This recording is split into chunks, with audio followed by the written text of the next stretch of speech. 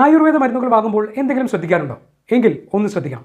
ചില ആയുർവേദ മരുന്ന് കമ്പനികൾ ചെയ്യുന്നത് ചിലപ്പോൾ ആ മേഖലയെ തന്നെ സംശയ നിഴലിൽ കൊണ്ടുവരും. ഈ കഴിഞ്ഞ മെയിൽ എറണാകുളം, കോഴിക്കോട് ആയുർവേദ ഡ്രഗ് ഇൻസ്പെക്ടർമാർ നടത്തിയ പരിശോധനയിൽ ചില ആയുർവേദ മരുന്നുകളിൽ ഇംഗ്ലീഷ് മരുന്നുകളുടെ സാന്നിധ്യം കണ്ടെത്തിയിട്ടുണ്ട്. രാജസ്ഥാൻ ബേസ് ചെയ്ത് പ്രവർത്തിക്കുന്ന Rajasthan herbal international private limited എന്ന കമ്പനിയുടെ tablet, capsule, pain relief oil, cough syrup അടക്കമുള്ള 14 മരുന്നുകളിലാണ് അലോപ്പതിയുടെ സാന്നിധ്യം കണ്ടെത്തിയിരിക്കുന്നത്.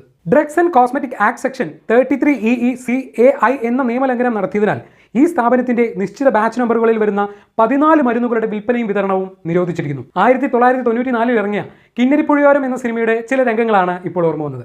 ഈ സാധു പ്രാണിക്ക് തീ പൊള്ളുന്ന പനിയാണ്. നമ്മുടെ ക്രോസിനാദി വടകം റെഡിയായോ? ക്രോസിനാദി വടകം റെഡി ആയിക്കൊണ്ടിരിക്കണു. ഒരു 6 നേരം വിഴുങ്ങാനുള്ളത് എടുത്തു കൊടുത്തോളൂ അടിയൻ. 2 നേരം കഴിച്ചാൽ തന്നെ പനി മാറും. എന്നാലും മരുന്ന് നിർത്തണ്ട. ഈ ക്രോസിനാദി വടകം എന്ന് പറയുന്നത് 17 പച്ചമരുന്നുകളുടെ ഒരു അപൂർവ സംഗമം.